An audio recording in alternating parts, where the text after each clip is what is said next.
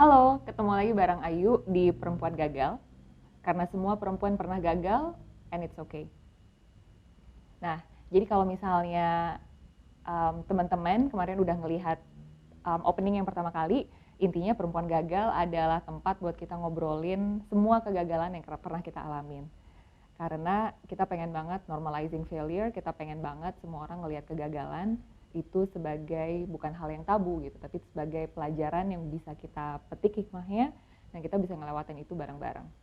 Nah, jadi di sini udah ada pertanyaan-pertanyaan yang gue nggak tahu apa isinya. Gue bakal ngejawabin pertanyaan-pertanyaannya satu persatu, nggak pakai disetting. Mari kita lihat.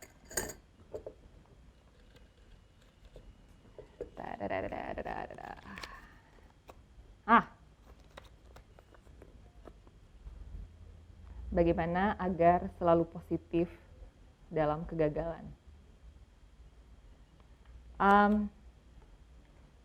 Kalau menurut gue agak susah karena kan kalau positif tuh biasanya kalau pas lagi sukses ya, atau pas lagi mengalami masa-masa yang gampang dan masa-masa ketika kita lagi berhasil tuh biasanya jauh lebih gampang buat positif. Jadi mungkin jawabannya nggak selalu gampang buat bisa positif. Menurut gue, kalau gue justru malah pengen mengubah pertanyaannya gitu, gimana caranya agar kita selalu bisa bersyukur. Ini yang kalau misalnya teman-teman ngelihat IG story gue, biasanya gue lumayan sering sharing tentang hashtag catatan syukur. Jadi setiap malam sebelum gue tidur, gue selalu nulis hal apa aja yang gue syukuri hari itu. Dan itu tuh membantu banget, terutama ketika misalnya gue lagi ngelewatin hari yang nyebelin banget, bikin capek banget.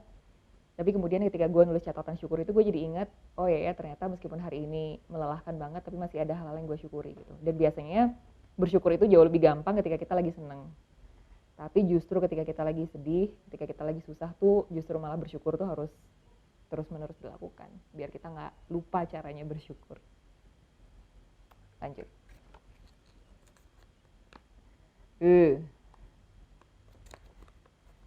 Kegagalan yang paling mengubah hidup dan cara berpikir. Jadi gue gak banyak cerita ini, tapi gue akan ceritain. Jadi mungkin ada momen dimana gue tuh paling banyak mengalami kegagalan adalah ketika gue kuliah di US. Jadi itu adalah pertama kalinya gue tinggal di US, pertama kalinya gue terus belajar di sana, terus ngalamin pelajarannya susah, ngalamin baru sekali itu gue belajar. Gue belum pernah seumur hidup belajar sekeras itu dan selama itu nongkrong di perpustakaan buat ngerjain tugas dan belajar, karena biasanya gue malas banget. Terus gue ngerasa gue juga struggle banget untuk dapet teman di sana, karena jadi kalau dulu kan gue kuliahnya MBA tuh, dan biasanya anak-anak MBA tuh paling suka kalau weekend gitu pasti party, dan gue tuh gak suka party, gue gak ngerokok, gue gak minum, jadi kayak I felt I was struggling untuk cari teman di sana. Jadi dalam pelajaran gue ngerasa gue struggle, dalam kehidupan pertemanan gue ngerasa gue struggle. Terus waktu itu gue lagi dalam proses atau lagi berpikir untuk bercerai. Jadi waktu gue berangkat dalam status masih menikah. Terus selama setahun di sana banyak mikir, dan ketika terus akhirnya memutuskan kayak ya udah ini sebaiknya kita berpisah gitu. Terus dan akhirnya prosesnya dilanjutkan. Jadi selama di US tuh itu adalah masa-masa yang lumayan apa ya, kayak jauh banget dari siapa-siapa, jauh banget dari orang yang gue kenal. Terus gue ngerasa sendirian dan gue ngelewatin masa proses perceraian gitu. Jadi lumayan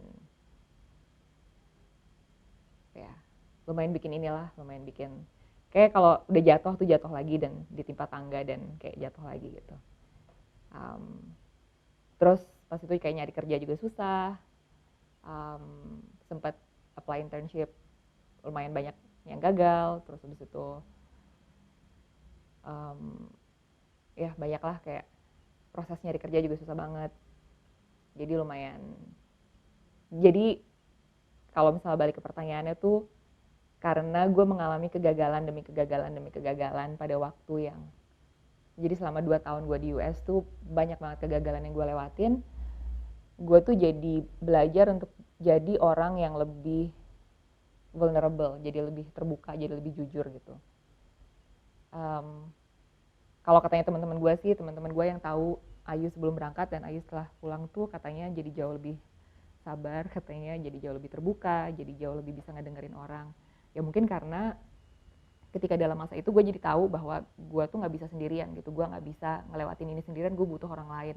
Terus gue jadi jauh lebih rendah hati, gue jauh lebih nggak sombong untuk minta tolong dan untuk cerita dan untuk bilang ke orang gue nggak tahu, gue nggak bisa, gue capek, gue butuh istirahat, gue cuma butuh teman cerita. Gue jauh lebih nggak tinggi hati buat mengakui bahwa gue lagi nggak bisa gitu. Jadi itu adalah masa-masa yang menurut gue lumayan mengubah gue banget. Lanjut ya. 3 lesson learned yang paling berharga. Yang pertama harus be vulnerable, itu satu hal. Jadi nggak perlu takut untuk mengakui bahwa kita nggak bisa, nggak perlu takut untuk nanya, nggak perlu khawatir untuk bilang kita lagi capek. Itu yang pertama, be vulnerable. Terus yang kedua, mungkin agak mirip sama yang pertama sih, tapi kayak be genuine sih. Ketika kita lagi seneng ya bereaksilah senang gitu, kita lagi sedih ya kalau menangis juga nggak apa-apa, ketika kita lagi marah juga nggak apa-apa. Karena sering banget kita mungkin punya tuntutan buat kayak di sosial media kita harus tampil bahagia dan senang, dan di depan teman-teman kita harus ceria, di pekerjaan kita harus selalu tampak profesional dan compose dan baik-baik saja gitu. Padahal sebenarnya yang membuat kita jadi manusia seutuhnya tuh ya kalau kita bisa genuine gitu. Terus yang ketiga, harus bisa cari cara buat kita melewati kesedihan. Jadi kayak misalnya kayak salah satu yang gue lakukan tuh, kalau misalnya, jadi kayak gue tiap hari kan gue nulis catatan syukur. Terus selain itu kalau misalnya pas gue lagi stres banget, setiap kali gue lagi stres tuh biasanya gue petain tuh apa aja sih hal-hal yang bikin gue stres. Terus habis itu gue petain, ini agak nerd banget gitu, tapi kayak gue petain, gue taruh dalam matriks. Jadi mana yang hal-hal yang paling bikin gue stres dan paling gak bikin gue stres, mana yang paling bisa gue kontrol dan mana yang gak bisa gue kontrol. Untuk hal-hal yang paling bikin gue stres tapi gue nggak bisa kontrol, ya udah gue harus berdamai aja sama yang ini. Tapi yang harus gue kelola adalah hal-hal yang bikin gue stres tapi bisa gue kontrol gitu. Karena kadang-kadang kita tuh stres karena begitu banyak hal yang kita pikirin, tapi sebenarnya kita nggak realize bahwa banyak banget hal-hal tuh yang sebenarnya kita nggak bisa kontrol gitu. Jadi itu sih 3 hal tadi. Jadi be vulnerable, be genuine, sama harus punya cara-cara untuk membuat kita bisa melewati kesedihan dengan optimal.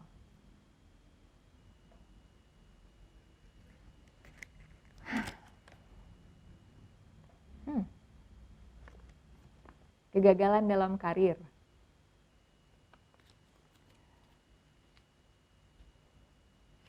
Jadi waktu dulu gue nyebut nama company-nya nggak ya? Kayak nggak usah deh. Nah, jadi waktu dulu gue pernah bekerja di sebuah perusahaan. Jadi gue pernah mengalami masa-masa di mana gue dianggap nggak perform. Ini kayak di tahun-tahun awal kerja lah.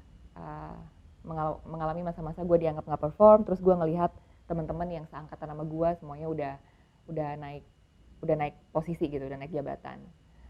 Di situ ya gue jadi tahu gitu, oh ya ternyata gue dianggap nggak perform.